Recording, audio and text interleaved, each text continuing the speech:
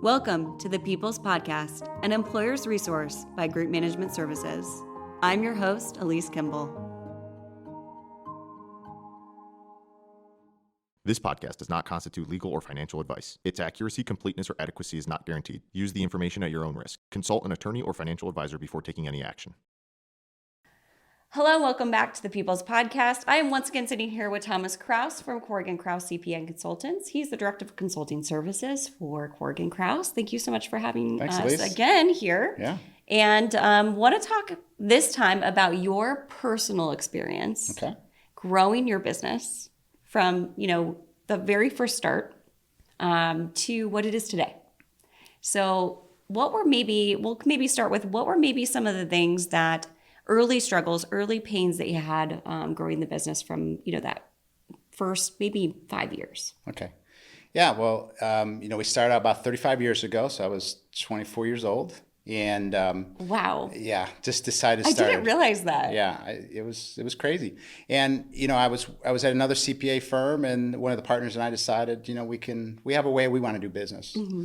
So we decided to start up our own firm, and we took no clients with us. We took no staff with us. We just started up, and we had a couple staff start us at the time. So, the starting a business, just like a lot of business owners who listen to this, is tough. Yeah, it's tough. There's a lot. You're doing everything. Mm-hmm. You have to think of everything. Mm-hmm. So it's difficult, but I can say it's well worth it. But it's difficult as you're starting there because you got things coming from every direction. So, but in those first 5 years, it was really about believing in yourself, setting up your operations as well as you can. But you had to believe in yourself. Okay. You had to believe in what you're doing. Had to believe that you had solutions and that you can, that I'm going to help clients. Mm-hmm. And if you believe in yourself, you're going to make it. If you're in a position where, you're thinking differently, then you better think about what you're doing. But you have to think that you're going to make a difference in what you're doing. So pain points, you're in charge of everything. So understanding what to do next is difficult. Time management probably, right? Yes, time management is something, and so, but how you get around that was, and we've talked about it, People's Podcast is people. Mm-hmm. And it was people that the right hires, and they had wrong hires, but right hires were the ones that started to get you to, again, remove some of those duties a little bit from you. They never go away because it's your business, and you're going to continue to do it. So I think in those first 5 years, it's really taking time, believing in yourself, and surrounding yourself with as good of people as you can. Making sure you pay your employees timely. You don't stay if you don't pay them timely. No. Right? It's one of those lessons. I never didn't pay them timely, but I mean, you knew that. Oh, but you were out looking, so, and in those first 5 years, you're trying to get your legs underneath you for what kind of client you're looking for and what you want to do. Trial and error. Yeah, right? A little trial and error, as I talked before about mistakes. The pizza shop. You got the pizza shop, and you do that, and the pizza shop, they can't pay you, and you're going to collect money, and I'm going to the store to collect my bill. That's not a fun doing feeling. Those type of things. No, that's what you're doing. You're going there and can't pay you in pizzas, so you have to do something. So so you could probably pay me in pizzas. Yeah, probably. Yeah. And so you're constantly looking at everything you're doing, and those pain points of trying to get rid of some things that you shouldn't be doing, but you have to do. Yeah. And I think trying to get and understand what you want to be, what type of people you want to hire, and I think that you're setting the attitude for the organization forever. And in those early years. Yeah, people in my office say that I'm generally a very happy person. I'm generally in a good mood. And they say that, and I always say, well, look at everything we have. I mean, and I think I was that way even when you didn't have much. Mm-hmm. You still had to have a good attitude. Yeah. And you had glass half full kind of thing. Absolutely. You had to have a good attitude. And so so I think, I just think it's you're in charge of everything, and it's a slow go. That's the other thing, maybe a pain point would be it's slower than you want it to go. But you understand that's what it is. And then all of a sudden, you get that client that you've been looking for. Mm-hmm. And when that client comes, all that you've worked for comes to be. And I have one particular client. It's been a client then and still not a client today, 30 some years. And it's that's when all of a sudden you realize it's worth it because you're in control. You know what you want to do. You know what service you want to offer. You offer that service and it works. Yeah. It all comes to be. So maybe not so much a pain point, but the pain points leading you to that direction that you want to go as a company. Mm-hmm. And when you do spend that time to really take that time, it really pays off when you're finally operating. And I've never looked back from anything that we did. I feel like we made very good decisions along the way with our office staff and software and things like that. Yeah. I feel like we made good decisions at the time, and but you're constantly changing and adjusting. But again, I think the pain points were well worth it when you get all of a sudden you get that client and you go, things are working fine, and then you have a few staff that just say, wow, they're really good people. Yeah. And I enjoy being around them. They enjoy being around me, and you see the opportunity that you thought you were going to get. It starts to roll a little bit. Yeah. So the pain points left us some satisfaction, and then as you grow further, you realize that you need more. You need more and different people. You can't. There's some things that you're not that qualified to do, that you better find the people that are qualified to do it. And a lot of times it's you're taught as a CPA, you understand those things, but there's fringes of the CPA world that not everyone can know everything. Yeah. So you realize that in that next 5 years, it was finding those people that expert. Yeah, that fill those gaps. Yeah. Fill those gaps that you kind of have, and you've got to do something about it. So those next 5 years is while you're trying to service a client, you're trying to really make your offerings as good as possible. Well-rounded, yeah. And so that's difficult as you continue to grow. I remember, and we listen to consultants just as much as I do consulting all day. We listen to consultants, and I remember back then they said, the consultant said, the first $1 million is very difficult. Yeah. 1 million to 5 million, kind of easier. Okay. Between 5 and 10 million, the hardest thing you'll ever do in your life. And the reason that is because in that second group, you're kind of organized and you can kind of roll with what you got going. I think you're still agile. Yeah. There, yeah. right? Still agile. You're able to make those quick decisions and pivot. Yes. Whereas when you get bigger, things get a little bit more complicated, right? Get more complicated, and you need more. Yes. You need more than you have now. There's no doubt about it. So now you're going through a whole new, when all of a sudden you grow to that point where you're 50 people and 60 people. And priorities are changing there too, because now you have to offer them healthcare. Now there's all these other things that, are going to be costing your business money. Yep. And to get those other professionals now that are really heavy administrative people, the office. Because now you have all these employees you have to manage. Yeah. A controller. We hired a controller. Could you imagine being the accountant for a CPA firm? That would be pretty tough. I would hate that. That'd be a tough position for them. That's what we always said. The person we hired, we said, and he's awesome. We've hired him and he does a fantastic job for us. But, you need that. You can't manage that yourself any longer or with sort of doing it.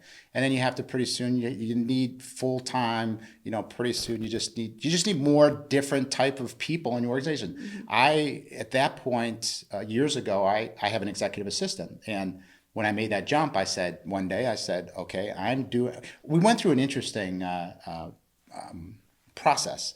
And we wrote down everything we're doing every day that we shouldn't be doing. So I wrote that down. Not what you should be doing. Not what you should be doing, because we all know what we should be doing, kind of. Yes. But what you shouldn't be doing. I'm going to make my team do that. Do that. Write down everything they shouldn't be doing. And when I wrote it down, I realized there were just a lot of things that I was doing. A client would call and say, can I get a copy of my tax return? Right? And so, there's only so many of us in the office, so I would do that.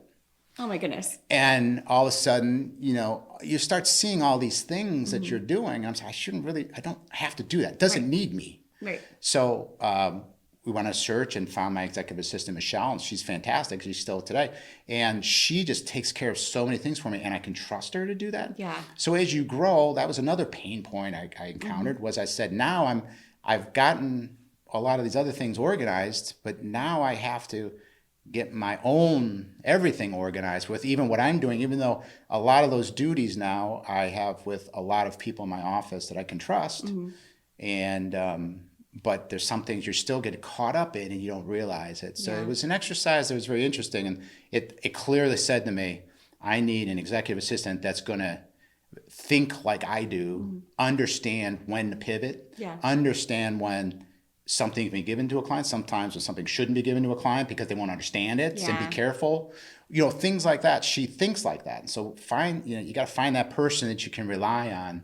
When I send her something and say, can you do this? I don't ever think about it again. And so a pain point as you get bigger like that, then you have to start even taking more of these things off that maybe, I'm not saying you dislike doing them. It's not the point. I still like doing some of those things, but it just doesn't, it's not worth your time. It's just not the best use of my time. And she can handle it or someone else in our office. So, but the group now that we have as we've grown through this is, a full array of people we have a full-time recruiter, and we had to have a recruiter on staff because CPAs and accounting people are so hard to find. It's very competitive. It's a daily job for her and for the department. And she's done a fantastic job with that. So then you get to that point when you just have to kind of have that in-house because it's going, and you have to be ready because people leave because spouses get married and they move or whatever the case may be. And so some things you just can't control, and you have to have that pipeline continually refilled. So we've spent the time to build that group around us. But when I look back, though, that would have been great, but I couldn't afford it. So you know what you need, what you can afford to do, and what you have to do. But those pain points as you grow. But as I said in the last episode, being proactive and looking for those things that you need to change in your business,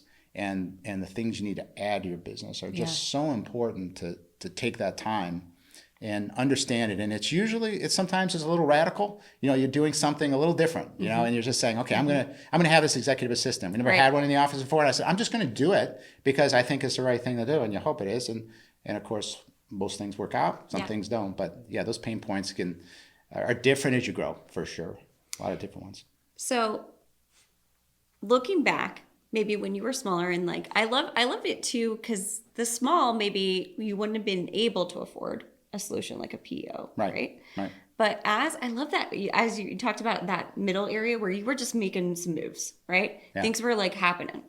You got that client, you were like, wow, things are actually working now. Do you feel like that was the time where you could have brought a PEO on and really grown exponentially from there? Just having that back office support, having people who were experts in things that you could trust and get off your plate. Absolutely. And we're fortunate enough that we're CPAs, so we could take care of our own payroll because we were taking care of payroll for clients. Right. Little onesie twosies, and the clients that needed things, and there's just small things. So we had the luxury of having some of those people around us already. If I'm a business and I don't know where to go for different things, the GMS solution of just having that all together in one group is fantastic. To be able to trust and know it's getting done and to tie everything together, and then to be able to offer so many benefits. I've been with GMS 20 years and been their outside consultant and their advisors. And to see the growth of GMS is no different than a business. Yeah. They've offered more things as they've gone along. My gosh. Auto insurance now. Did you know that? I know, it's crazy. But that's what happens, right? So when you're in a business like that, you've got to, how is a business owner going to take care of all those things and do what's best for their business? Yeah. Again, I had the luxury of being in the financial business, but people that aren't in that business, I wouldn't know where to turn. I had a client that's close by here, by this location here that we're at, and I mentioned about GMS to them, and they went ahead and signed up and got everything done. They are so ecstatic. They said, why did I wait to do this? Yeah. And it was a business that's grown, pain points, mom and dad, son, business. And the mom was taking care of things, and she's gotten older. And GMS has been on our strategy list to say, why don't you call the GMS? You really don't need to do this anymore. And that health insurance just went up 38% again. I'm like, you can't afford to do this. Why don't you do that? And And she's so happy. And the company's so happy. And the company's thriving. And, it's a lot of those little incidental things you do as you're growing your business that you look back at and you realize were more impactful than you thought. And you think to yourself, it's just shopping for benefits. It's just shopping for a payroll provider. It's just doing that. You don't realize how much time that eats up. Yeah. And you look back as you manage your business at those small, big changes you made, and you never realized when you made that decision how much of an impact. And GMS can make you just flow, and you don't think about it, and it just happens. How beautiful is that? I mean, that's what a business owner wants. If you could give them something else where they said, listen, you don't need to order product anymore. There's a robot that'll order your products for you, and you don't have to worry about it. There might be something coming down the pipeline soon. Might be something down the pipeline. Who knows, right? Wouldn't you do that? Yeah. Well, why wouldn't you do that with all these things that you don't know that much about that are just taking up your time, and somebody's better than you? Right. The robot, as we know, is better. Well, so these things aren't making you money. Yeah, right, exactly. Let's focus on more of that thing. More of that. Stuff. So it's like, why wouldn't you want to just rid yourself of a task that's not really too much fun? Yeah. Payroll is not fun. No. Shopping for benefits is really not fun. Talking to payroll people might disagree. They might think so. Yes. But shopping as a business owner for health insurance is probably one of the most annoying thing that I've heard clients say. Is they say it's no fun. Yeah. And you don't know if you're getting a good answer. Yeah. Yeah. So you're stuck. You're making the decision with no frame of reference. GMS lays it all out for you. Yeah. I've always said it. GMS just lays it out for you, and it doesn't surprise me how much GMS has grown and how many more products and services that are offered all the time. Yeah. And so it's great to see and not surprising because we keep getting asked if we do it, and then Mike loves to add some things on. They'll find a way. Exactly. They'll find a way. Exactly. It's hard to say no, right? It's always fun. Absolutely. Always fun talking to them and seeing the company grow as it has for so many years, and rightfully should grow, and helped out thousands and thousands of businesses. That's why we're in business. Been fun. Yeah. It's helped out thousands. It really is our just why. Crazy. Well, I love that you said that. Thank you so much. I've said it better myself. But, really appreciate you sharing your story with us, Tom. Yeah. And being here today and just being a good sport and kind of doing a dual session with us. So thank you again, listeners. I hope you guys join us for our next session, and we'll see you then. Thank you for tuning into the People's Podcast. We hope you found today's discussion helpful. Stay tuned for more insights in our next episode. For more expert guidance and resources on small business management, PEOs, and more, give our podcast a follow. Find us on social media or visit us at groupmanagement.com. That's groupmgmt.com. We're dedicated to helping small businesses everywhere make their operations simpler, safer, and stronger.